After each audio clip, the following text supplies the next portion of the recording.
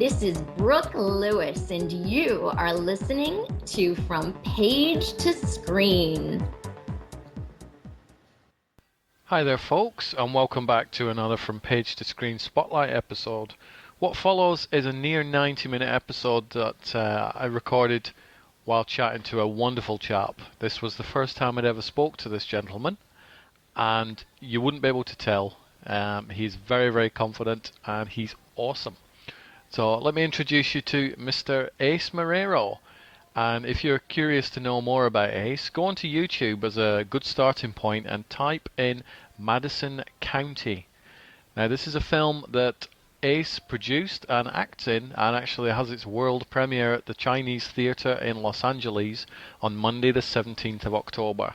From there on, the film journeys to where it needs to be shown, pretty much everywhere. Wonderful trailer. Wonderful time talking to Ace. Ace, you're wonderful. So let the interview commence. That's it, man. Game over, man. It's game over. I asked for a car, I got a computer. How's that for being born under a bad sign? Are you even supposed to be here today? Don't get me started. I have come here to chew bubblegum and kick ass. And I'm all out of bubblegum.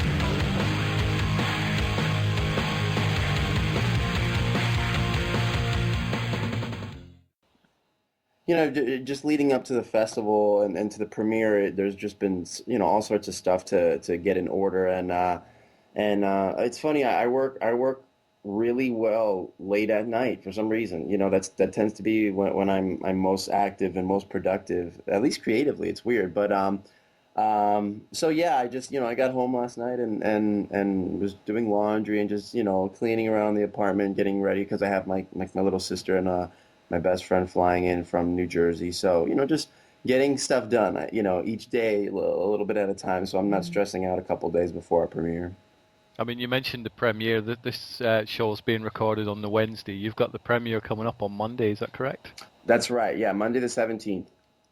And how do you feel about that? Is that a bag of nerves, or are you too busy to get everything organized and have the family flying in, or? No, I mean, it's, a little bit of everything. I mean, as far as nerves, there's nerves. As far as, this is the first full film that I've worked on as a producer. I kind of came on and helped on Eric and I's first film, but that was sort of in post, and I just kind of helped set some stuff up and just kind of paperwork oriented stuff. So I kind of had a little producing credit on that. But this one was the first one. It's kind of like my baby, all of our babies, but like from the ground up. I helped put this thing together. So as a producer, it's a little nerve wracking. I mean, it's always been just because. No one's seen the film yet, and it's the first time that the public eyes will lay it down on the film, and there's going to be probably by the end of the film, especially with the way technology is these days, there'll be reviews up, and of course by the next morning, the word will be spreading like wildfire, but so there's always those concerns, which are natural because we're all very proud of it and we're really excited, and we've had great feedback on it from the people who've seen it, and we've from distribution all the way down to other filmmakers who actually can be more critical because we're each other's competition, but so that's that. I mean, it's exciting for me as an actor because it's the first film of mine that I'm in that actually will be playing on the big screen like this, and that kind of gets overshadowed for me, that element, because of my work and just my mindset as a producer on the film, and the other day I was talking to a friend and I was like, wow, I didn't even take this in, that like, all my friends will be here watching this film, and it's like, I'm in this thing, and and it was exciting for me when the other day we tested the film on a big screen format just to see how it looked from what we'd exported from our edit, and it was starting to hit then, and that was really exciting. So there's a whole can of worms, but for the most part I feel pretty good, and like I said, I've been spacing out my responsibilities leading up to the festival, so I think I'm going to be ready to go come Monday. My family flies in Saturday, and I plan to have a nice stress, no stress weekend, I should say. I mean, what time is the premiere on Monday? Your time? It's 9:30 p.m. Pacific time. So East Coast, that would be six. Or I'm sorry, no, mid. The next day basically, 12:30 a.m. But yeah, 9:30 LA time. So what do you think your ritual will be on the day? How does your day pan out for that? Lots of Well, making sure your tie's straight and yeah, I'm gonna have to have so much more ready in advance, just because I had already assumed I was gonna be running around, doing just various errands that sort of pop up and whatnot. But I actually just found out last night that it looks like Joanna Sotomora and I, we play brother and sisters actually in the film, but I think we both have an interview with the I'm not exactly sure the specifics, but it's a morning show in San Diego, which is about 2 hours drive from LA, and so it wasn't the my ideal for things to do on the day of, especially considering it's 2 hours away, and God forbid, traffic or car breaks down or whatever, I've got to find a hike 2 hours away back up to Los Angeles. So I'll be a bag of nerves for that until I get back into town, honestly. But I'm sure that'll all work out and whatnot. And that's part of the gig, and it's all fun. Yeah, I'll have everything ready. And like I said, I'm trying to get everything done this weekend, the latest. So that way Sunday, Monday is just relax, and just kind of take what pops up, as it does. But yeah, that's tell, that. give me a bit of background. I mean, I watched the trailer for the film this morning, and I've got to say I hate comparing films to other films, but a lot of the time that's the best way to summarize it for someone. And Madison County looks a bit Wolf Creekish for me, which is a compliment because I was a big fan of the gritty type. Sure. Yeah. I'd like to call it a dirty type thriller, but I mean with the grimy sort of thing, which I like. Your Devil's Rejects type. Yeah, absolutely. Realism. Thank you for that. Those are all great, comparisons, and you're dead on, and Wolf Creek's a great movie, and all the Devil's Rejects, or hit Rob Zombie's films, they all kind of have that gritty element, which I think you're speaking to, and yeah, Madison County 100%, has that feel, that vibe, and it's intentional, our writer director's from Arkansas, and he grew up.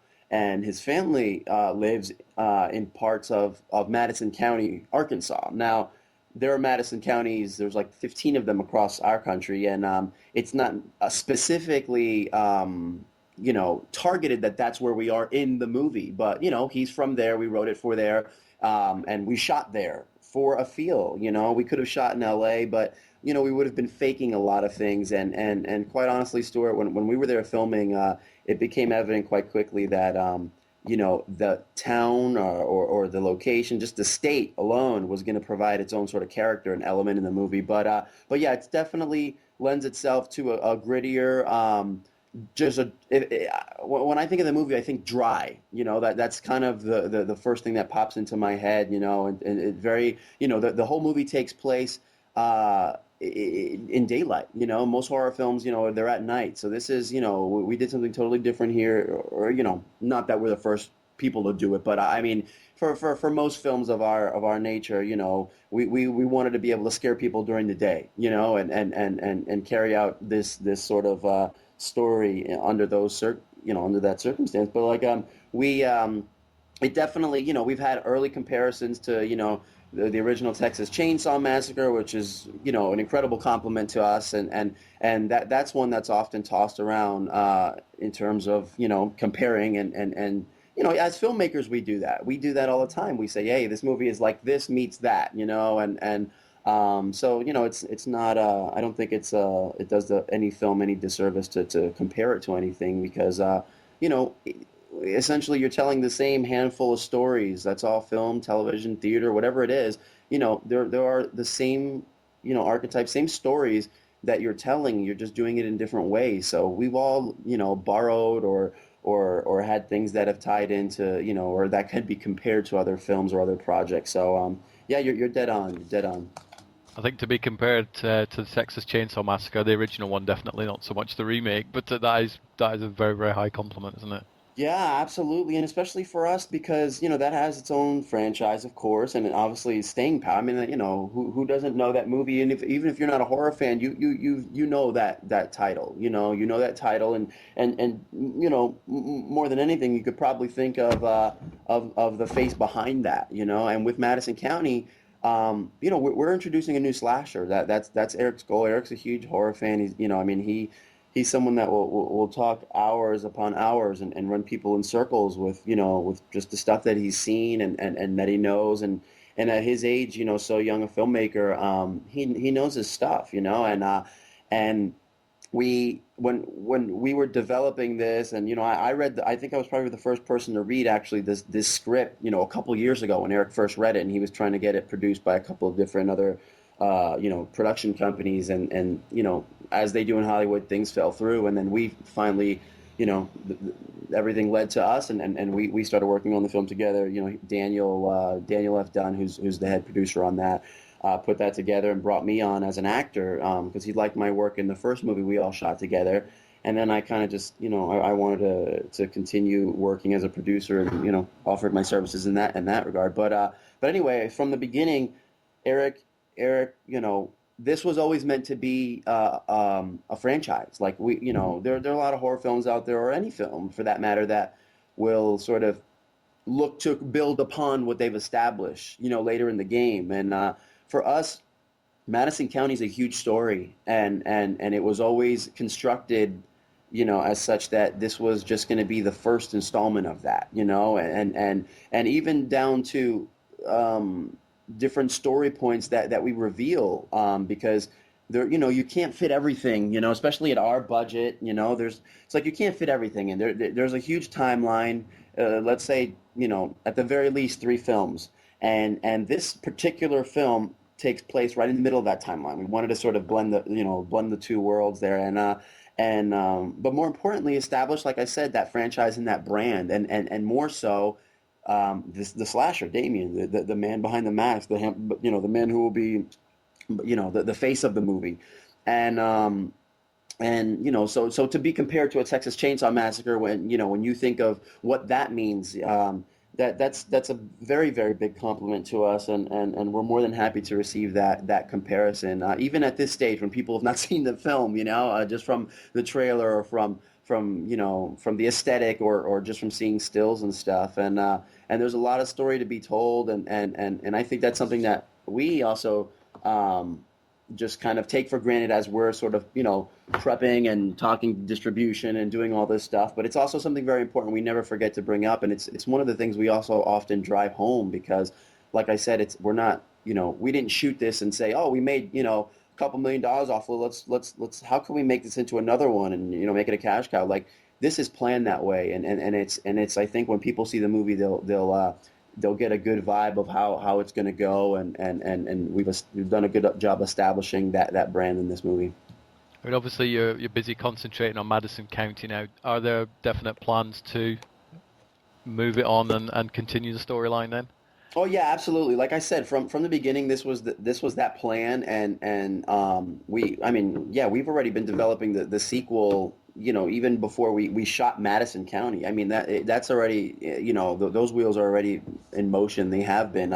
In fact, when we were filming Madison County, we had a number of investors started coming our way, sort of, later in the game, while the film was being made and whatnot, and they wanted to jump on board at that point because they saw the success and the attention and everything we were getting. And of course, that's everything in not everything, but that's a big part of this process. I mean, for us, a film of our size to be premiering, at the historic Grauman's Chinese and as part of Screamfest, I mean, you kind of have a lot of odds against you in this business as it is, and then you throw in the budget, and there's not really quote unquote names in the film, and aside from probably Nick Principe, who has great success in the genre due to his character Chrome Skull, and then Rob Hall, who did our effects, is an A-lister, in his right, in his field of effects and stuff, but. Yeah, we have so many things against us. So sometimes the press is the biggest thing that we can put out there till people see the film, till the work speaks for itself. So at that point, we were getting a lot of buzz, and like I said, investors wanted to sort of come on board, but we just didn't find it practical for us to sort of go that route because we set out to tell a specific story, and as this being our second film working together, but really like our first big feature. We didn't want to. It was very ambitious on its own, and we kind of wanted to take and be smart with how we told this story and say, look, we did this film. I mean, it's public what we made the film for, and that's been to our credit. I think that we've been able to pull off what we've pulled off for so little money, and there've been, we've kind of mentioned how we're kind of like the filmmakers for today's economy, and you have to be smart with that, and those investors led to our second film. Less than 6 months after we shot Madison, we were on set for our follow-up film, which is a huge deal in Hollywood, and we're very lucky to be in that position, and then at the same time, my point was that those investors were interested in the Madison County brand. A lot of investors were, and that's kind of for us. It's like a sequel's happening regardless, because if it's a studio that picks us up or our distribution label, whoever we decide to go with, we're trying to drill that home and create a family. Like we average out at 25 years old. We're young. We're up and comers. Like I said, this is our third film in 17 months. Our second film's already in being cut and will be out around the same time. It's like we move fast. And it looks good. What we do, we put out good quality. So it's like we're looking for a family to establish that brand, but also just a company that we can move forward with and continue to grow with. And because like I said, the second movie is going to happen, and it's almost kind of like we did this one obviously on our own, and we will do the second one on our own like we did, and then the third one, and and if it comes down to our next film being Madison County 2, and we have the means to make it happen, and we're going to make it happen. So we're just hoping this film attracts a bigger audience and demands a bigger presence, because we really feel like it has that potential. I think there is a massive sort of hunger from horror thriller fans, though, for something that isn't just a big Hollywood remake or a sequel or something. There's been a lot of remakes polluting the sort of horror genre for a while. It's nice to see something smaller coming out, and by that I mean not a huge budget thing with A-list stars kicking around. Most of the horror thriller films I like are your smaller films, like your original Halloween, which is still one of my favorites, made by people that were hungry to make films on a small budget. I think the energy of that comes across on films. Your Wolf Creek, I don't think would have cost a lot of money. Texas Chainsaw Massacre certainly didn't, and that all comes across on screen, I feel, anyway. Yeah, absolutely. I totally agree, because it's a great observation, because you look at some of the films even recently that have had great success. I mean, Insidious, horror fans know who the filmmakers are. But that movie went on to huge success, and they had a couple of names in there, but for the most part, it wasn't, these were not your top, normal blockbuster A-list, stars in this movie. Obviously Paranormal Activity came out of the blue. I mean, but there's a huge trend in Hollywood, and people are embracing. You can see it on television, you can see it in movies, that they're embracing the unknowns, and the people that you don't know, because shows like Glee and shows like all these other young in terms of cast, they're shows that are going on the huge success, and it all ties into everything. It's technology, it's the internet. I mean, ways that they can market for so cheap and establish a relationship. I mean, Twitter is a huge thing, obviously. Even huge celebrities are now starting to embrace it, because they realize the free way to sort of market themselves and make themselves available. And obviously, I mean, that is where we are. Reality television is a hit for a reason. People like to feel a part of other people's world, their life, and look into that. So all of these things, that's why behind the scenes features are sort of like a given on any DVD now. You know what I mean? People want to see that stuff. They're not looking at it to see, what camera you used or this or that. I mean, this is like they want to see how things are done. And and I think, that trend of looking for unknowns is there. It's totally there. But it's also tough too as an actor, being on the actor, on the acting side of that. You also, what I also, have experienced in my friends and such, is that now also the economy plays a part into that. So there's less film, and there was a time years and years ago where you wouldn't see TV actors or film actors crossing over to do television. You know what I mean? Or TV actors going over to do films. And there's no knock on that at all in my book. I mean, I feel like it's great to do great work. And I think now it's exciting that people are doing that. Where you'll see a Robin Williams do a guest star on Law and Order SVU. You know what I mean? That wouldn't have happened years ago, but unfortunately, because of the way that the thing, everything is in sort of our business and just, U.S. economy or whatever,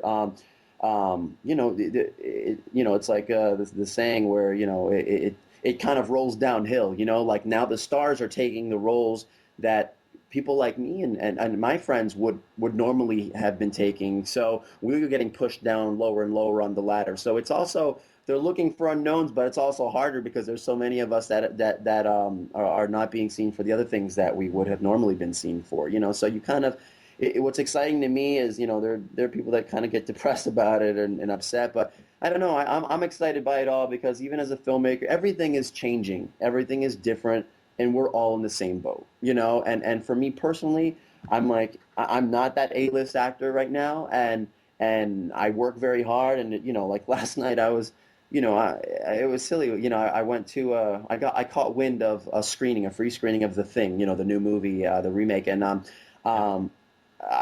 both Eric and I wanted to go see it. But I was like, you know what? We have a horror film that we are, world premiering next week. It's a couple of blocks away from this very venue.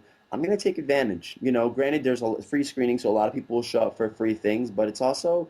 when you go to these things, they have to, they usually ask you if you've seen similar movies like this. And okay, so I tried to be smart and I took a bunch of postcards and stuff, and I went and I handed out postcards and talked to everybody in line, and like that's just my hustle as an actor. I mean, because as an actor at a certain level, you have to be your own PR person or your own manager, and get your own word out. And then as things grow, you'll attract those services to help you out, and that's kind of where I am now. But I'm still like, I never just fully depend on anybody to do what I feel is really my job, So I went and I did that, and I'm talking to people, and I'm like, are you here for a free screening or, the horror film? And they're like, no, horror, or yeah, we're only here for a free screening. But, I honestly think we'll probably have about 20 people from that crowd that'll show up and watch the movie next week, or at least go watch our trailer, and now they know about our film, and it was great to see and speak to some of them because there was a large number of people who were like, yeah, I've read about it on such and such website, or I've seen this trailer, or this or that, and it takes a lot. It takes a lot of work and upkeep to keep that going. But my point is, I'm used to doing that already. So when going back, when I say everything is changing, but we're all kind of on the same page, we're all figuring out together. For me, it's like, it's not really going to change for me. I'm already hustling as hard as I can. You know what I mean? My whole agenda is to fight to take someone else's spot at the top, and I'm coming hard. And everyone else now, they now have to sort of readjust and find new ways to do the things that they normally or that they used to do. That's why, like I said, you see the celebrities engaging on Twitter now and things that they probably wouldn't have given time to before because things are changing. Meanwhile, people like me have been on Twitter for 2 years because that was a free way to market myself. So it's exciting for me because it's like, yeah, now we're all on the same page, and I've got much more forward momentum than a lot of people because they're not used to attacking it that way, and that's kind of what I also bring to our movie, as the unofficial, quote unquote PR guy behind the film, anything that's been out there that people have heard about the film, more than likely has come from me hustling that sort of connection and getting that word out there.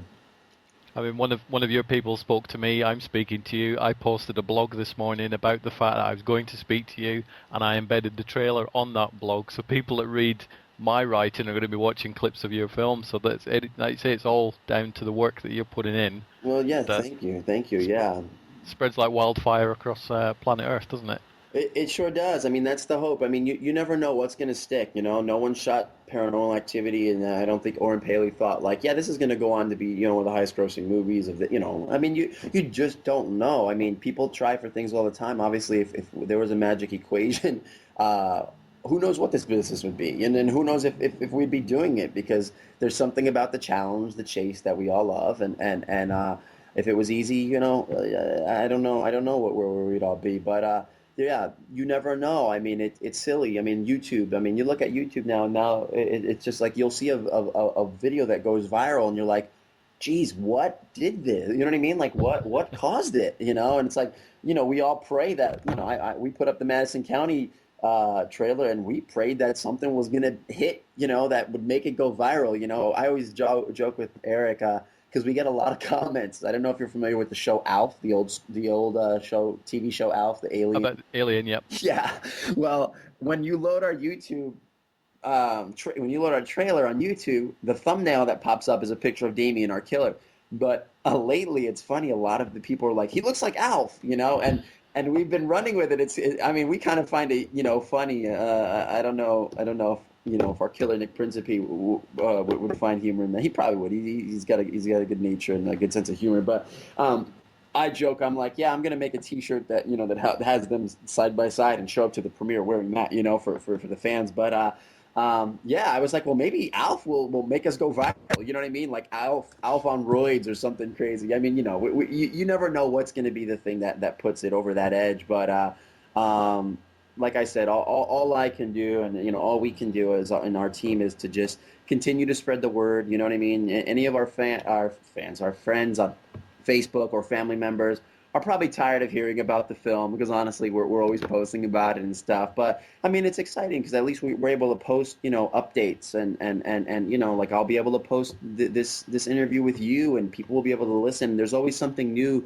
you know, brewing and coming up that's we're very thankful for, you know. So I know a lot of filmmakers and friends that you know, they have great films on their hands too, and they just don't have the attention that we do, and whatever that missing piece is, you know, they're trying to hustle that you know, in their favor as well. So, you know, I'm very thankful for where we are, and, you know, to just be speaking to you and every, you know, every blog, anything. I you know, anytime anyone talks and they want to talk about the film, we're always happy to talk about it, and because it's, you know, we never sort of you know, hold anything against anyone just because they have a blog that has 30 people or versus 3 million people. Because, like I said, you know, if one person becomes a fan of the film from talking to one person, it's made it worth it for us, you know. And at a film our level, grassroots as we are, that those numbers mean a lot, because those are the real people that are going to be behind the film supporting it. And, you know, our Facebook page is full of that, you know, and a lot of that I have to give a big thank you to the state of Arkansas. And if you guys are listening, you guys are awesome, and you know, there are true, you know, mayhem monsters here, because they that of course we shot there. They supported the film since the day, you know, it was announced that we were going to shoot there, and they're, you know, the controversy is stirring, like, oh, this is inspired by true events, this never happened here, you know, all the way through where we are now, where, you know, they're the people honestly waiting probably the most to see the film, you know. And if it wasn't for Screenfest, we probably would have premiered there, you know, world premiered there, and that's probably going to be one of our next stops, because they're some of our most loyal fans. So you know, those are the people that will stick around with you forever. So if someone's saying, right, tell me a little bit about Madison County. A little bit about Madison County in the movie, or you mean like the actual where we shot? No, the actual movie. Somebody says, yeah, I like the sound of this film. I don't really know much about it. Mm-hmm. Well, how would you sell it to them? I definitely would say, you know, when people look at our film and they read the synopsis, it's, you know, a group of college kids traveling out to a remote town in search of a story, and you know, and they get into mishap. I mean, that right away sounds, you know, like probably 20 other movies that you've seen or heard of, you know what I mean? But our film definitely, like I said, there are a lot of things that are done to sort of I don't want to say confused, but just surprise the audience. And you know, it wasn't ways that we were like, oh, we're gonna, you know, throw this in your face, and it has nothing to do with a movie or a story, but just so we can be different. It's not. Eric did a great job of writing a story that would, you know, incorporate just different cliches, you know, or work away from certain cliches. I mean, as a horror film, obviously, there are certain things that you have to do to for that brand, for that genre, for those fans.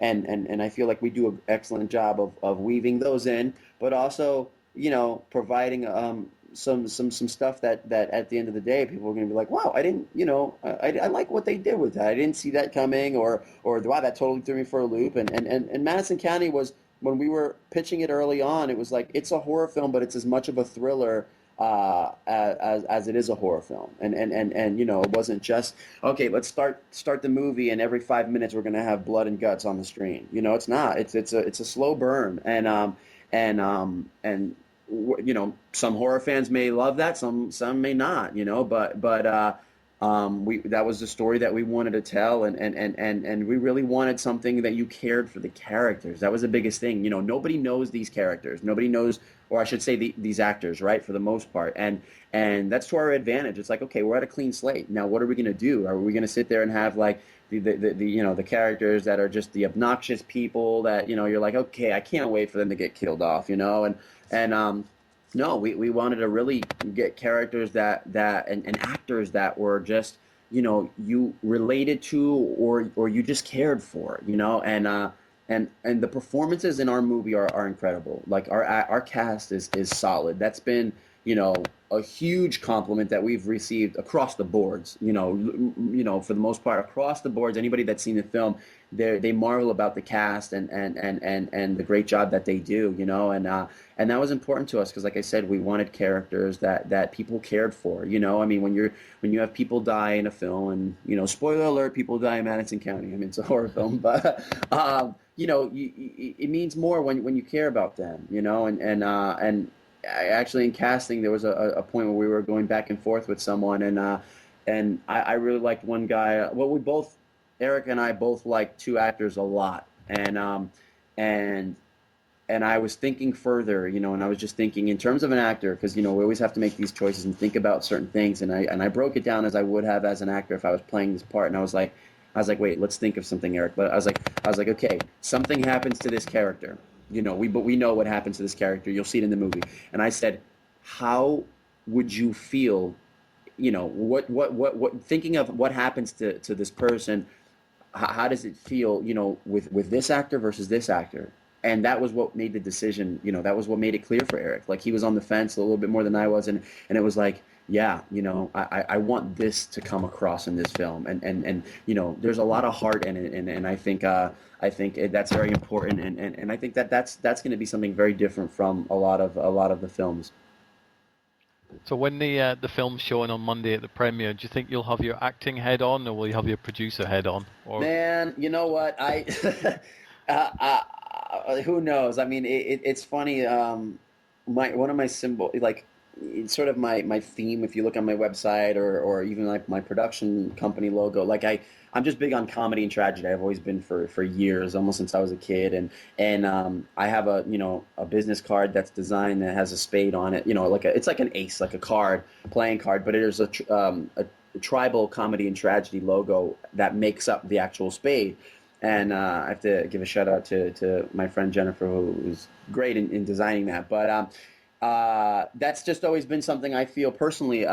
They go hand in hand. I feel comedy and tragedy. I mean, it's like, you know, someone falls down the stairs. It's a tragic moment, but, you know, 99.9% of the people that will watch after the person gets up will probably laugh. You know what I mean, or have a chuckle. You know, and it's you know, the same thing. You know, when you watch these heavy movies or these comedic movies, sometimes the funniest things are those you know, tragic moments that you just kind of laugh and sort of embrace life. But so for me, it's like I like to think, who knows, I can't speak to which one will be what, but I'll probably have I'll be rocking both you know, the two faces on the night of the premiere, you know. But no, I mean, I'd like to say, you know, I mean, I'm here first and foremost as an actor. I mean, that's what I'm here to do. You know, I use what I have as tools as an actor to get, you know, me and this film where it is, you know, as a producer. But I mean, like I said, Stuart, I think that night when being there and experiencing that and everything, it's going to be very special for me as an actor to be to be in that room and to just take it in. And I think that's going to be when it really hits, because I have a lot of friends and peers and stuff that are going to be coming to see the movie, just actors and like I said, it's been tough to sort of take that in, because I'll watch the movie now and we have the producer hat on because we're looking for things either we could fix or whatever, or whatever that may be, and I don't often watch it as an actor, which probably is good because I'm sure any actor can attest that you watch stuff now and you just of stuff you've done in the past and you sometimes cringe. You're like, oh God, I could have done this, or I hate the way this looks or whatever. But I'm actually like, that's one of the things I think is so special about Madison County to me, because it's the movie I've seen the most in my life at this point. Having to watch it so many times, and I love watching it. I love watching the film. I think it's just great. And every time I watch it, there's something new I just discover about the film and we help make it. But it's just, I by this point, it's exciting for the premiere because we've all kind of become a little desensitized to the movie in certain regards, and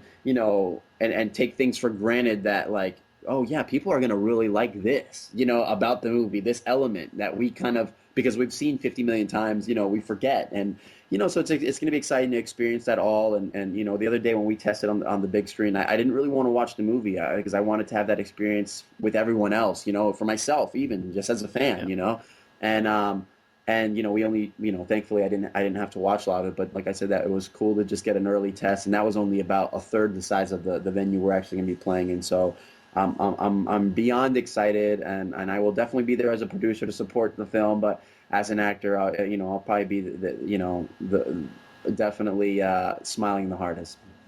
Now on Monday night, front row or sitting at the back?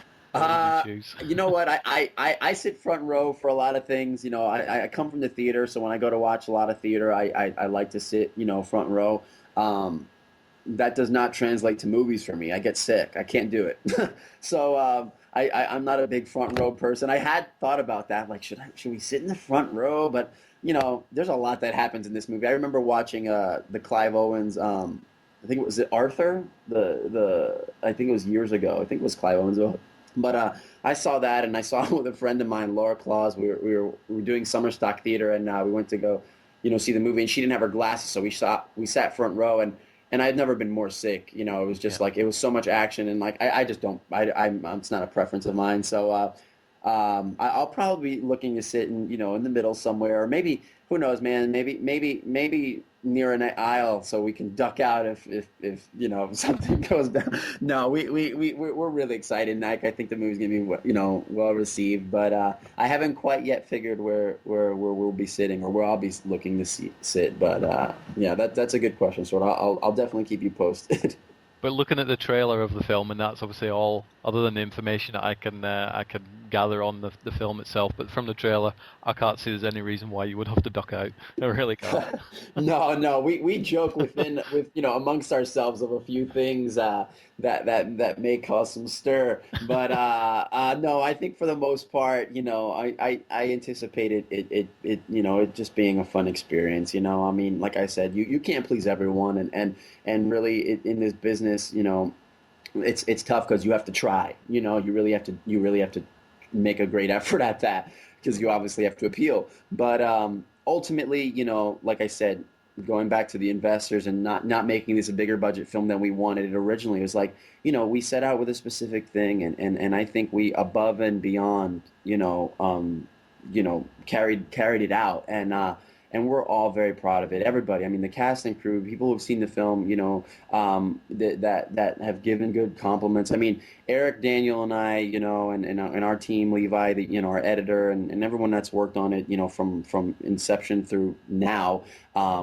We really like the film, and it's something we're very proud of, and I think that lends itself to why the press or promotion or the word that's been spread is because obviously, if we weren't proud of it, we probably wouldn't be out there marketing this thing as much as we have. Or I wouldn't be out, hawking, postcards to people. I mean, I'm as a producer, of course, there are things that you want to see the film go on to achieve. But I honestly believe, like, our whole goal, and I would always tell Eric when we're doing this, I'm like, look, we just have to tell the best story possible. I'm like, you're a fan of the genre. Like, we know what we're going to like. Let's do that. And that's kind of how we approach our marketing and making ourselves available to the fans. It was like, well, what would I want to see as a fan? And that's what we would do, And our main goal was to set out and make something that we were proud of and that we we're excited about, and we are beyond that, and like I said, I think this Monday night is gonna sort of recharge and sort of reinvigorate that drive and that passion, and then it's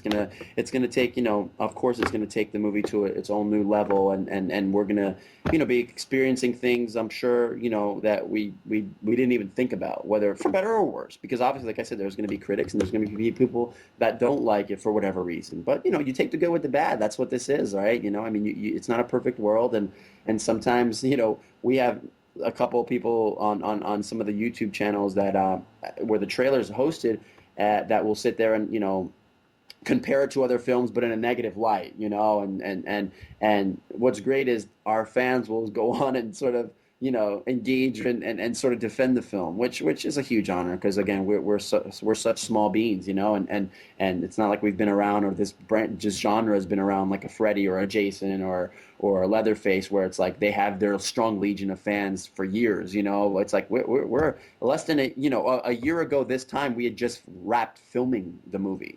So I think where we are, with all things considered, we're in a good position, and we're very thankful for every person that speaks its name. Well, I find it very, very easy to positively review the film from a trailer, but I've never quite understood those people that negatively review something from a simple trailer, because they're, 3 minutes or something, a trailer? Right. So it's like... Yeah, I mean, and I appreciate that. I mean, I would be lying if I said I probably haven't done that myself. I mean, I think on some level, you all, whether you're out there blasting it, across all your platforms to your people, I mean, that's a different story. But I mean, we don't all go see every movie we see a trailer for, because we probably, we don't, it doesn't appeal to us, or we don't like it. So I mean, that's the nature of that business. So like I said, we accept that and move on with it. But yeah, some people do get a little excessive with it, and I don't know. I mean, I understand.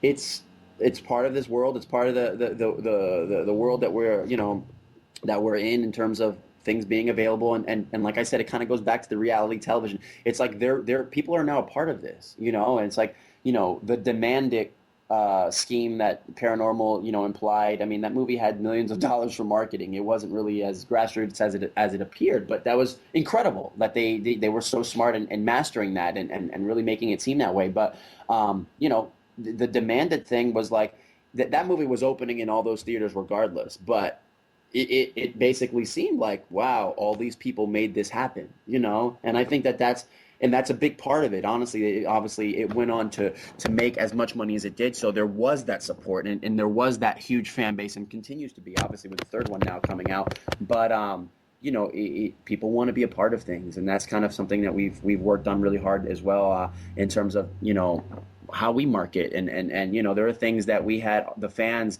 of the movie decide for us, like our opening titles of the movie, or the main Madison County title. We had 3 versions of a color that we had sent to us, and Daniel, Eric, and I each liked a different one.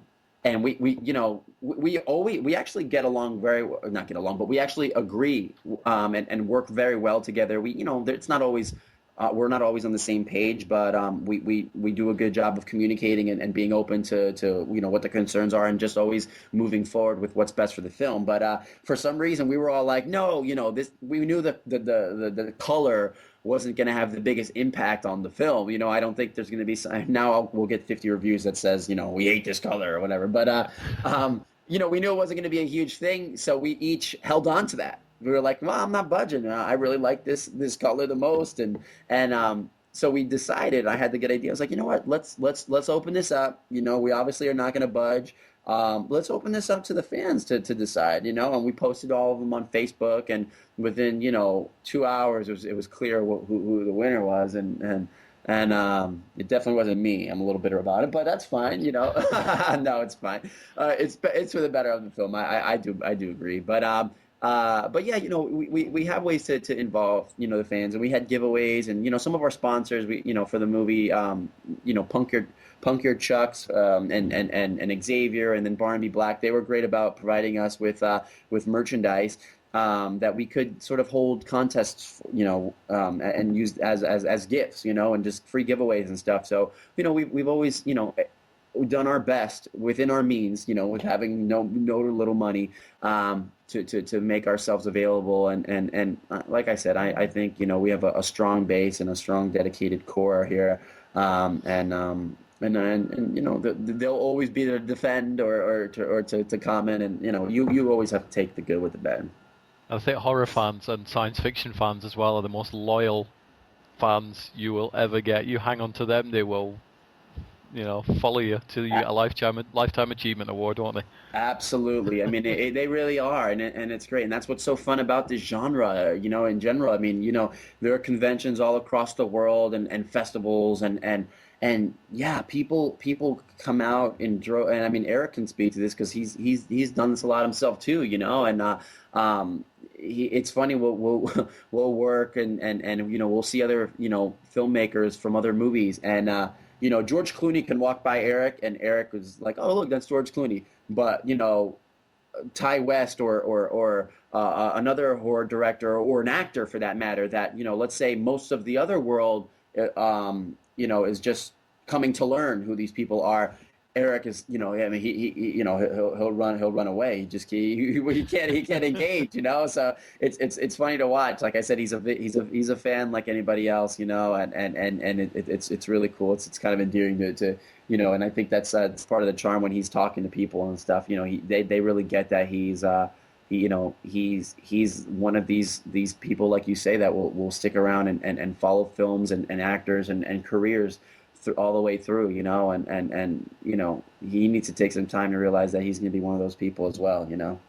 Yeah, exactly. So he's following people. People are going to be following him. Yeah, absolutely. He's already got a nice little following. You know, he's been doing very well for himself since the movie, and Madison County's led to a lot of good things. And just on another note, to sort of also tie in our next movie, you know, he like I said, you know, we had a couple of ideas for scripts. Eric's got a couple scripts that you know, we have sort of on the back burner here, just, you know, developing, and most are already completed, you know, just ready to go into production. But we had a couple of ideas for films that we were moving forward with, and we were, you know, putting together packages to sort of get things going. And the second movie we did wasn't even one that was written. You know, Daniel and Eric had come up with this idea and for this story, and we went, and you know, and Eric took the you know, advantage of talking about it one day to the right person, and they felt that they would be able to get money for the film, and you know, he was like, I've got to write this script now. So he wrote it literally in like a week and a half, and you know, it was one of the best scripts that I've read, just period. You know, and I've read a lot of scripts from theater all the way through, you know, films and auditions for, you know, you're reading stuff all the time. But it was one of the best written scripts that I've read, you know, and of course, one of his best scripts. And for him to crank it out in that time, like, you know, he's got a lot of talent there. You know, and as a director, as a writer, you know, it's a huge credit to him. But as a director, our follow-up film, you know, it's going to appeal to a lot of the same fans, you know, because it's a thriller and you know, it's suspense, and you know, it has a lot of the elements that the genre will also appreciate and you know, sort of transfer over from Madison County, but it's a very different film, very different film. It's you know, it's a Hitchcockian thriller, and you know, it's about a pregnant couple who's stranded on the side of a snowy mountain road, you know, around Christmas time, and they're being held hostage by a gunman, you know, who's hidden in the trees that they can't see, and you know, their car's running, they have working cell phones, but they cannot leave this location, and it's a very different type of film, but and it's been flying so under the radar because, you know, you market things differently. It's not the type of film that we would market like we did with Madison County, and it's a different style of film, and as a follow-up film, it's it's it's going to be, I think, an incredible piece for all of us. I mean, as an actor, I played the lead in that. And it's a type of film that I want to be doing, for the rest of my life. This type of, this style. As a director for Eric, I think it's going to show a different side so soon. You know what I mean? Like I said, because Madison's just coming out, and just when people are going to think they get a handle on him, and it's like, what's next? It's like, well, we've already got what's next, and not only that, but we've went in a totally different direction. I think, as Eric is someone that will, if he could direct horror films for the rest of his life, he'll do it. But he, that's what he wants to do. But I think, like, I'm proud of him, and I'm happy for him, because I feel like this film is really going to help put him up on a different level much quicker than than anyone else will get the opportunity to do, because of the different style, and we're all really proud of it, and it looks incredible. And Daniel Dunn is our producer, but he's editing the movie right now, and he's doing an incredible job taking it to another level right now. I mean, it's just we're all very, very proud of Madison, and to say that we're that proud of Madison, and then to talk about Roadside, that it's saying a lot, because Roadside's going to look incredible as well. I mean, how much of a, I don't want to use the word struggle, but how difficult can it be sometimes, because you've got Madison County coming out on Monday, you're doing all the work for that, but yet you're also working on Roadside as well, it's in post-production. How do you manage to sort of juggle both of those projects? Or is it something that comes naturally? You know what? I don't think anybody could be in our position right now without checking into the loony bin a couple times. I mean, it's been crazy, Stuart, to say the least. I mean, Madison County for the most part is done. It was done for a couple months, and then we got into Screamfest, and then there are all sorts of things that you have to start making available to deliver the film there. And it's like, wow, okay, we didn't, I mean, we're, like I said, essentially our first big project, so we've not been down this road before.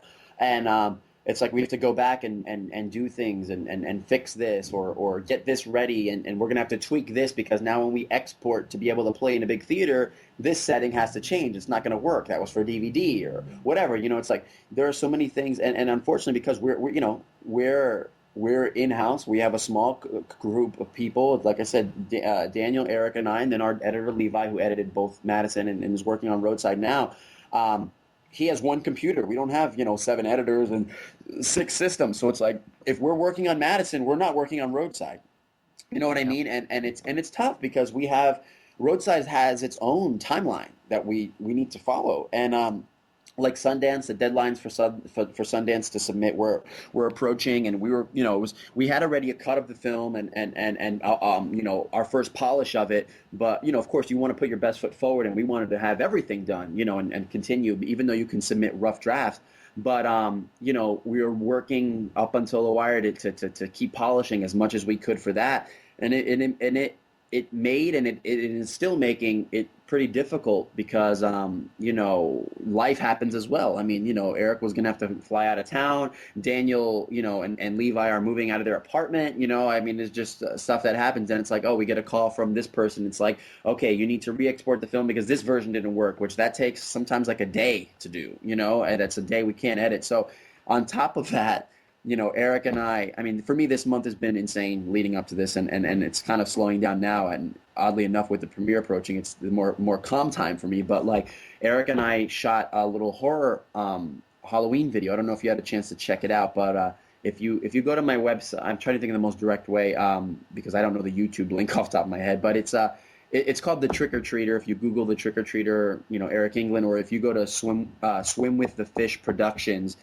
I have a direct link right on there. But we shot a little fun Halloween horror short, and as a way to sort of a little appetizer for Madison County, and then separately, Daniel and I shot another one with my girlfriend who directed and wrote the script. So that's going to probably come out after the premiere, as a pre-Halloween treat. But we were working on that. I'm also working on another feature right now with a totally different group, aside from the director of photography who shot Roadside brought me on board for this new feature, and so I'm helping them get that off the ground, and that's got its own deadline. So it's been a little crazy managing all this stuff, and of course, I'm a full-time actor. That's what I do. That's how I make my living right now, and like I said, that's my most important.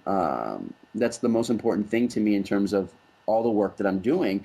But sometimes it's hard to balance all of those, and focusing on that, and I think moving forward, I've learned a lot, about what's important to me, and also just, you know, prioritizing things in that way, and just getting smarter with how I work, and so it's a balancing act to say the least. But I'm figuring out little by little, and thankfully, it's not like I'm balancing, horrible things. I mean, to balance a world premiere of a movie and one that has as much following and success that early on that we've received, it's I'm not gonna complain and moan about it.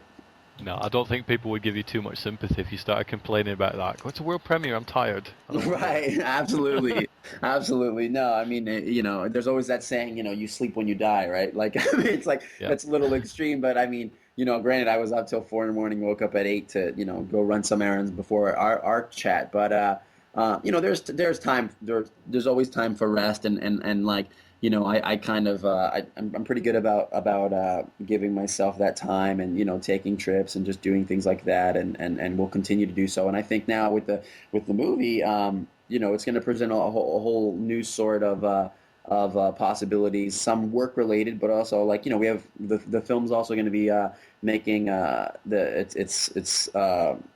think it's the Spain debuted, or Europe premiere in Barcelona at a little festival out there. So I've been thinking about maybe taking the trip to go support the film out there, and using that as a way to sort of recharge the batteries and travel.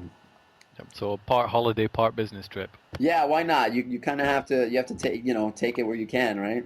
You have to, and there's definitely worse places than Barcelona. So it's a nice part of the world. That's good. Well, that's good to hear. And maybe I'll, when I take the flight across the pond, maybe I'll make a pit stop and to some of our other areas. Like, we have a lot of.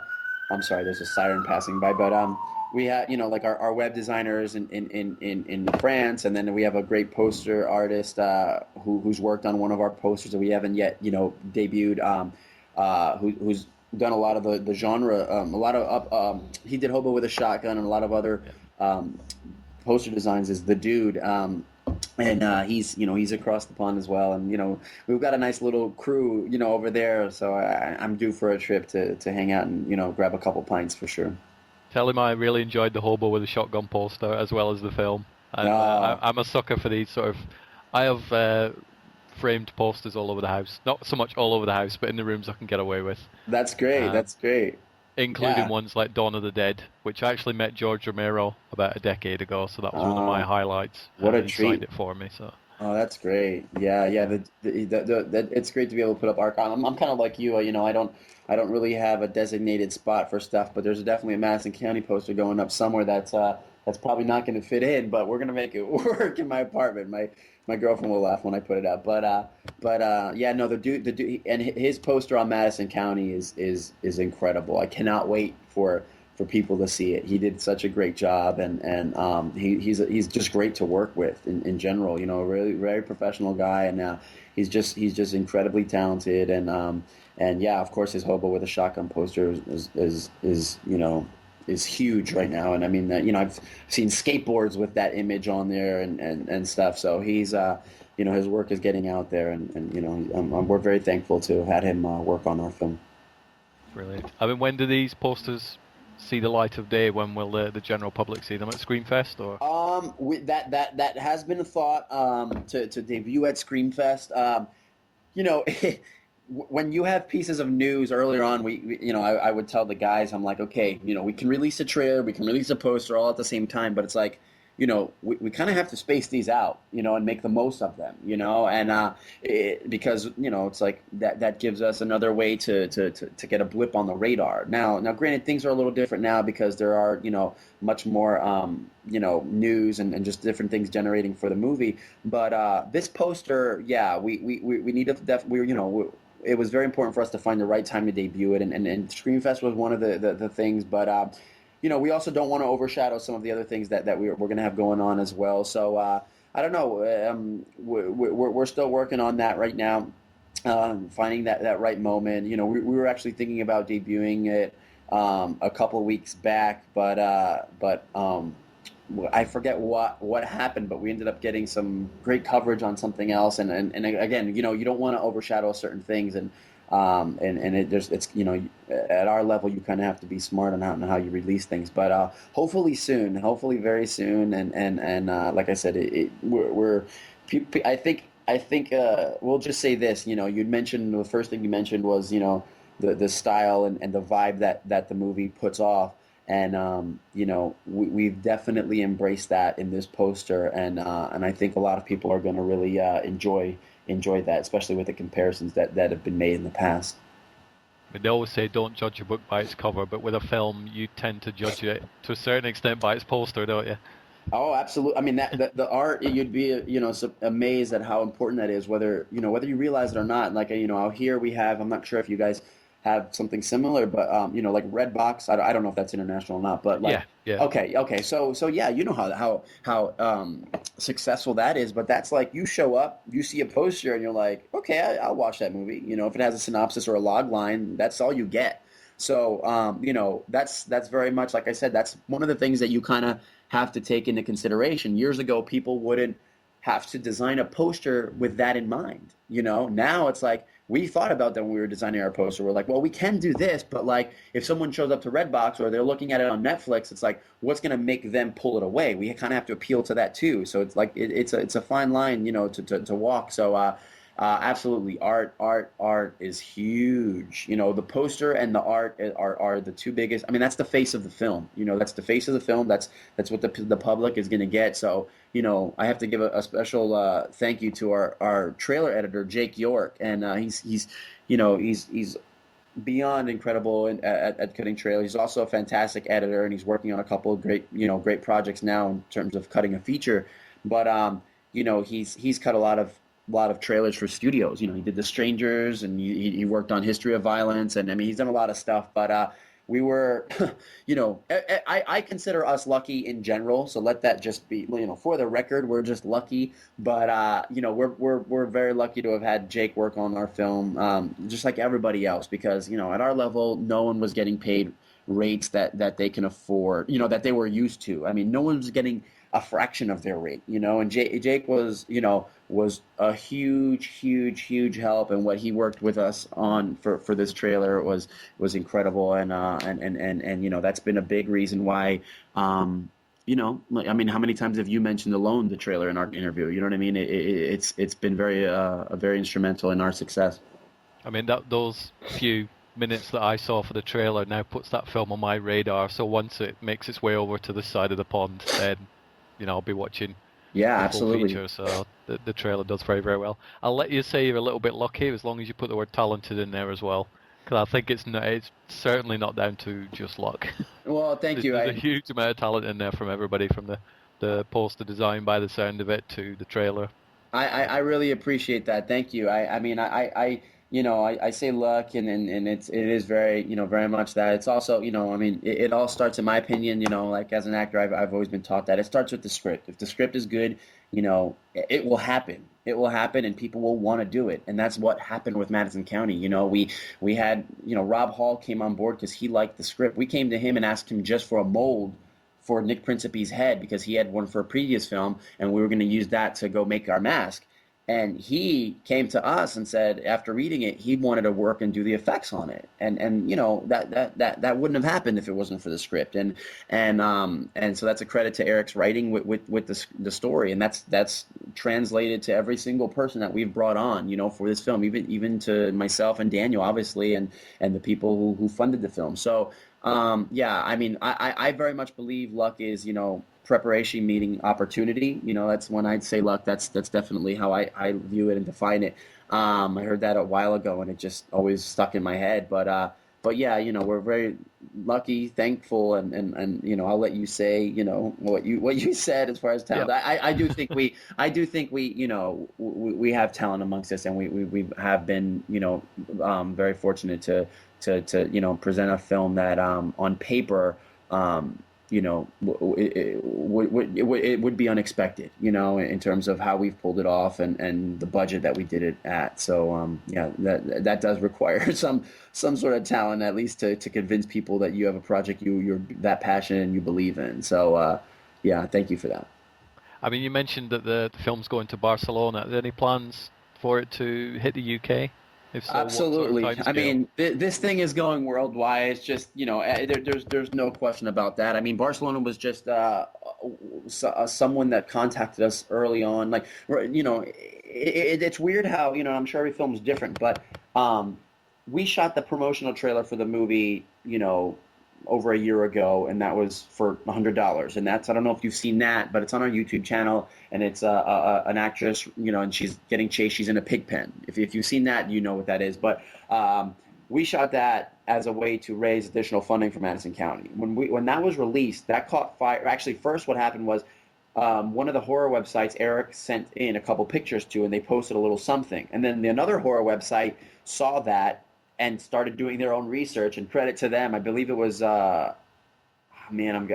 so long ago. I believe it was Brad Miska, or it was a team at Bloody Disgusting, or it might have been Dread Central, but they did some digging and they found a hosted gallery that I'd posted that had about 100 other stills from that promotional shoot, and they posted that, exclusively, which was great for us. I mean, because they posted, and then of course every other site posts, after that, they kind of, use the same information, and at that point we had already started to receive distribution, sales interest in terms of, sales agents, festivals. Like, I mean, people thought that was our film.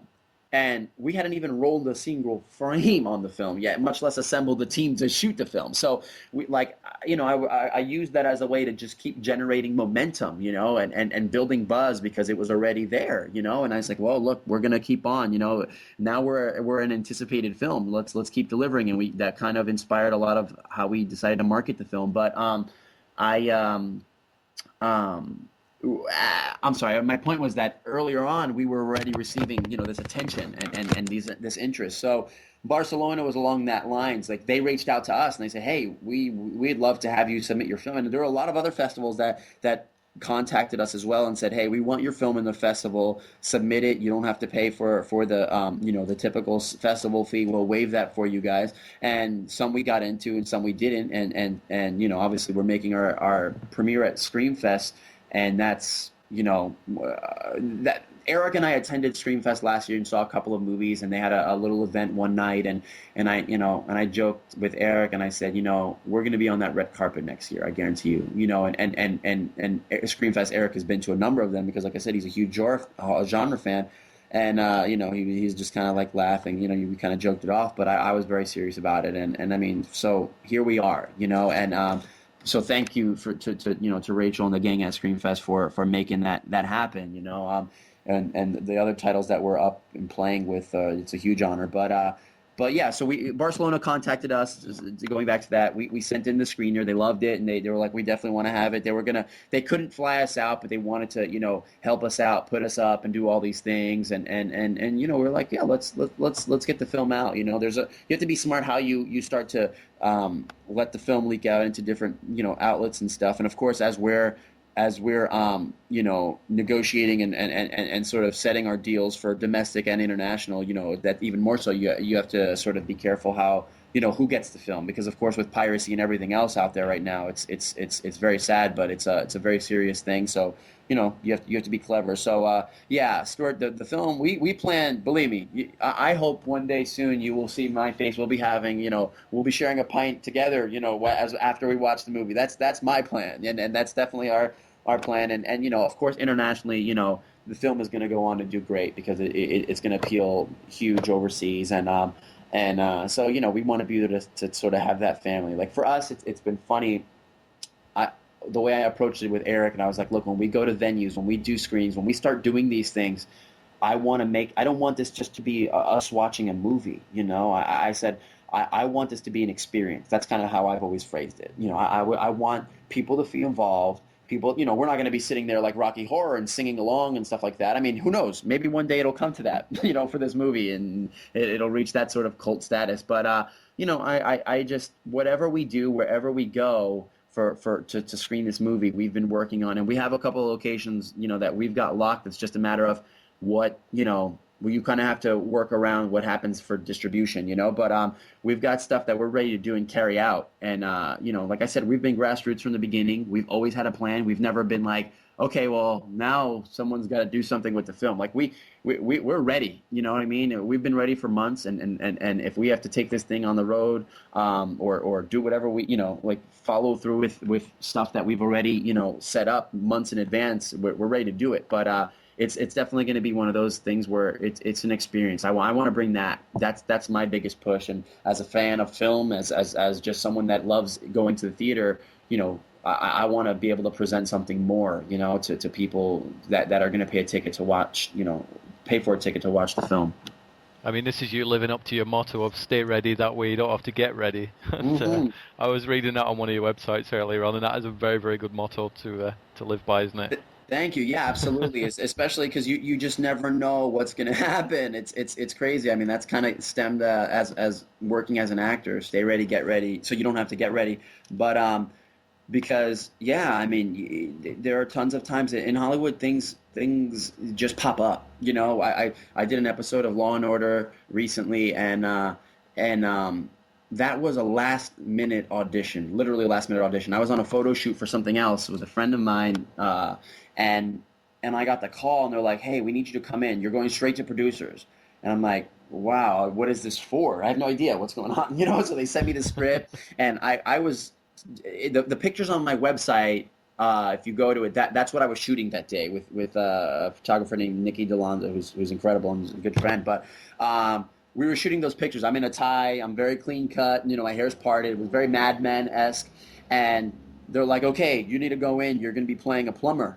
And I'm like, "Well, crap. I definitely don't look like a plumber." And I honestly didn't have time to go back across town to get anything to wear, and I had to go back and finish the shoot. So I didn't want to, fuss too much, changing my hair, all this stuff. So it was kind of a tricky thing, but I kind of was like, you know what? This company's calling me in because I've gone in and auditioned plenty of times before, and they know what I can do. Otherwise, they wouldn't have called me in straight to producers. And at that point, when you go straight to producers, this is pretty much who they're presenting. Like, we think this guy can do the part, and this guy, and this guy. So you're in the very final few, and out of thousands at that point, who've submitted. So it was kind of that, my motto sort of played a part there. It was like I was ready for it. I had done my work previously, which had led to their confidence in bringing me in. And it was just like I was ready to go, and it's easy to panic in those situations. But, I don't know. I love last minute stuff because it takes the pressure off of me. I'm like, they're calling me in for a reason. I'm like, I'm just going to go have fun. There's, they obviously are looking for something that they don't have, and I'm just gonna have fun and show them that when they're making that decision, they don't have to feel pressure from me because I'm just there to have fun. Like I love doing this. I love the audition process. A lot of actors can't stand it. I love auditioning. Like I really do. It's just fun for me, and so I get to go in and perform for free. And when you're doing that, I because it's for free and because of all these things, it's like, I'm taking the time out of my day to do this. It's like, I'm going to have a good time doing it. Why would I not make this enjoyable for myself, So, I try to please myself first, and then, hopefully everyone else gets something good out of it. And it worked out in my favor, I walked in and I looked completely different from everybody else that was in the room. They were much older, some people walked in like probably actual plumbers, you know what I mean? Like that they brought in, and I was like, wow, there's no way, I'm like, this is, this guy is the guy, like you look at somebody, but I was like, again, they brought me in for a reason. So I was like, all right, I'm just going to do my thing. And thankfully, not only did I get the part, but I got to work with Alfred Molina, who I have a list of actors that I want to work with, and Alfred Molina is at the top of that list. He's one of the top 10 there. And just because I love his work and, and everything. And he comes from the theater as well. And so that was a huge honor for me to be able to do that show and work with Alfred and that whole gang. It was just great. And, the footage turned out well. And yeah, I'm very thankful for that. I mean, looking at your film resume, it's huge, isn't it? It's quite a lengthy list there. There is quite a bit. I mean, there are some short films there. There's everything there, I thank you for saying that. I definitely I've been fortunate to work on a couple of projects that have gone on to to be seen by other things. And there's a lot of stuff that's not even on there because IMDb is just like this mythic creature. It's impossible to get on sometimes. I mean, I've dealt with it for all of our films. You know, it's like pulling. It really is like pulling teeth. It's insane. To get listed on there. And so unfortunately, there are a lot of projects that haven't been listed. But yeah, I mean, I guess I have done a couple of things since I've been out here in this short amount of time, and thankfully they've made their way, to the public's eye, at least where people know that I've done them, But it's all, it's all a process, and I'm happy to be a part of it, and to make my name known there. I mean, you're certainly not going to get any sleep on Sunday night, I would have thought. But do you think you will probably get some rest on Monday night? Do you think you might just pass out from the tiredness of it all? You know what, Stuart? You'd be surprised. My problem is I sleep way too easily. There's not many things that keep me up at night. Let's just say that. I don't know what it is. We joke. It's actually horrible. A lot of my good friends and my girlfriend gets upset about this, and it's something that's a work in progress for me. But when I go, oh my God, now I'm going to jinx myself. I got to knock on wood. I didn't even think about this. But when I go to watch a movie in a theater, I'm terrible. I have a terrible habit of falling asleep. It's just, I don't know what it is, and even not necessarily theater, if we're watching it at home or whatever.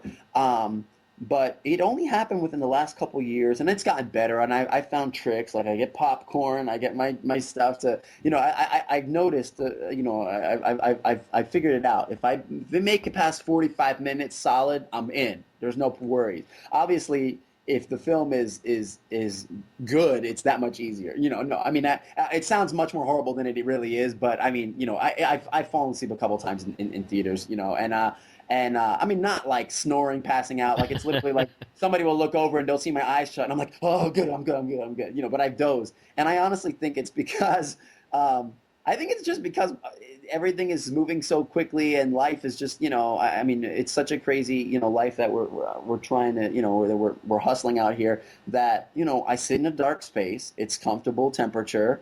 It's comfortable seating. Your body's not moving. I think it's like screensaver mode. My body's just like, all right, you need to recharge a little bit. You know what I mean? But I always joke. I'm like, all my friends would joke. They're like, man, you're going to fall asleep by your own premiere. You're crazy. And so now, yeah, well, now I just thought about that. I'll have to make sure I have, triple caffeine. But no, falling asleep's not an issue for me. I mean, planes, trains, automobiles, thank God I don't fall asleep riding a bike. But like, I never really have an issue with that. And I don't think Sunday will be any. I hope if I don't sleep Sunday, it's probably because I'm nervous about the interview that I have to do Monday morning in San Diego. You know what I mean? Not so much about the world premiere of your. Not so much. No, No. I'm beyond ready. I'm beyond excited for that. Like I'm ready. I've got a nice little outfit picked out, and I'm just excited to see all my friends and like this film. To this opportunity to present, for this world premiere like this. I mean, we can have screenings anywhere, anytime. That's no big deal, and we haven't because we set out to have something like this. And like I said, I told you, Eric, I told Eric last year we're going to be at Screenfest, and we're at Screenfest now. But like, we can always have these screenings, but I've done a good job of holding off on showing any of my friends. I really don't. Some of my closest friends have not seen the film yet because I knew that we were going to have this somewhere, this type of experience. And Eric, when we shot this for the big screen. It kind of ties into us shooting it as a franchise. It wasn't like, well, hopefully we'll end up on the big screen. We shot this that way, down to the composition of the picture, to everything. Our sound, we mixed for Dolby Digital. I mean, everything was prepped for the big screen because that's what our aim was. It's like you shoot for the stars. If you miss, you get the moon. So we always had that in mind. And so the fact that I have so many friends and family and whatever just in Los Angeles, and this is the first place we're showing the film, it's a big deal because or in this setting, the fact that it's going to be on the big screen, because this is how we always intended for it to be seen. And like I said, you can always pop it into your computer, watch it on your iPad, screen it on somebody's projection on their 12 by 12 or whatever it is. But it's just like, this is a theatrical movie. That's how we shot it. And for everyone to experience it for the first time in this light, in that venue at Grauman's, it's like I can't say enough about it. I mean, I can't say how much of a honor it is, and how happy I am, and that has inspired such an excitement for me for Monday. Like, I can't wait to see this myself, much less share it with everybody that will be there, and watch it on the big screen and grab some popcorn and tell someone in front of you to shut up because they're, or turn their phone off because you're messing up the movie. Like, I love that experience. We don't have that, and those things are we're losing more and more of that as time goes on, because things are, being streamed on your iPhone now. And so, this is very special, and like, I'm very excited for it, and who knows, maybe I will be up, for a while, and then if I'm up, I'm probably also just sending out last minute emails, making sure people will be there, till 4 a.m. But, when I'm ready to hit the sack, it's my girlfriend's a personal trainer on the side. She's also an actress, but she wakes up early to go train clients, and she goes to bed earlier than I do. So it's usually my dog and I. We're hang out in the room, and it's funny when he hears the computer screen close. Like, I shut my MacBook, he darts for the bedroom because he knows it's time for bed. So I'm usually the first one up, last one to sleep, and I'll probably be that way Sunday and Monday. But I'll definitely get my sleep in, and I'll probably take a couple power naps on Monday if I'm allowed. I thank you for your concern, but I hope not to be. I'm not worried about looking like a character from Walking Dead on Monday. No. Now, once the lights come up after the film's done, you're going to be taken to the stage for a Q&A. Do they have those at Screamfest? Or? Oh, geez, I'm who knows what that's going to be like. We have. We want to do that, and I think, in all honesty, it probably will happen. I'm hoping it will happen, but in terms of just being sensible and considerate, a human being, like, it is a Monday night. Our screening is at 9:30. Our movie will be done 9:30, 10:30, 11. Our movie will be done around 11, and it's just like we have a reception afterwards. Like a little after party, if you will. So I didn't want to have something after just to to be considerate to those people that wanted to either get home or come to the after party and continue on the celebration. But I don't know. We'll see. I mean, if it presents itself, it's going to present itself, and we'll roll with it. But we didn't officially set something up for that because, like I said, it is late. And the last thing I'd want, Stuart, is for us to have like a Q&A, and then like, everyone's like, oh, God, the film was great. Thank you for inviting me. And they leave because they've got to get to work the next morning. And there's 30 people left. And it's like my friends and family or Eric's friends and family. You know what I mean? Like, we didn't, yep. We were like, maybe we shouldn't, try to overdo it. But we'll probably say some words before the movie, of course. And we have some stuff that we want to, thank and just kind of, shout out. And I think after the movie, who knows what's going to present itself. I mean, we'll definitely roll with it. But, we're open to being considered to everybody else's schedule too, but then again, this is our once in a lifetime world premiere, so who knows? Maybe we'll be a little selfish. Just do a hands up count at the beginning. Who wants a Q&A after the film? Stick your hand up. You guys want a Q&A? Take your top off. Exactly. Yep. Yeah, we'll make it happen. But is there anybody you want to give a shout out, or so where people can learn a little bit more about you, just as we sort of round this up, because I'm sure you've probably got a pretty hectic day today, I would have thought. Well, I mean, please visit MadisonCountyMovie.com. I mean, our Facebook's on there. Add us on Facebook. We have a Twitter account. We're very active. I mean, we write stuff all the time, every day. We respond to everybody. I mean, like I said, it's kind of like a forum for us. We love to talk to people, and Eric and I are great about responding and posting stuff and keeping everybody in the loop. But of course, there's my personal website, acemarrero.com. You can check out some of my work and stuff on there, and my production company, swimwiththeFishProductions.com. Like I said, I'm really excited about this project I shot this weekend. I'm not in it, but I produced it and shot it with like I said, my girlfriend and Daniel, who DP'd it. It's called Meet the Tweeds, and it's a fun little Halloween horror short. And we're sort of introducing a new little family in horrors that we're really excited about. And it's so that's going to be fun. I'm also working on, like I mentioned earlier, another feature. It's and I'm really excited about it. It's called For Blood or Justice, and it's more of a horror noir. Has a Western feel to it. But I'm it's we're shooting the promo teaser for it in mid-November, and it's with a great group of people, and you can see more about it on it's forbloodorjustice.com. Right now, I think there's a splash page, and within the next day or so, the full site will launch. But it's it's a character-driven horror noir, and it's about this eccentric lawman who's pursuing this pair of psychotic killers, and it leads him into this crazy world. It takes place in Mexico, but it's going to be a lot of fun, and you'll see a lot of reference and a nice little visual presentation on that website. But that should be a lot of fun, and we're looking to shoot that in spring. But that's really it. Right now, I'm looking forward to the premiere and everything that comes as a result of it, and managing all that. Well, I'm definitely looking forward to being able to watch the full Madison County movie, as well as keep an eye on Roadside and your career in general, basically. Thank you so much, Stuart. I really appreciate it. I enjoyed. I listened last night to Brooke Lewis's podcast with you, and I had met Brooke a couple days ago, and she's such a sweetheart, and that interview. I mean, I have to credit you a lot. I mean, a lot of the questions you were asking her, and even today, the stuff that you've brought up. I mean, you do a great job, and I really appreciate it. And I was really excited to wake up and speak to you because of that. So I really enjoy that, and I'll have to catch a few more of them. But thank you very much for having me on. I mean, I was very excited the other day. I got an email from Nick at Bridge and Tunnel. And I read this email. I'm like, is this a real email? Because that made my day.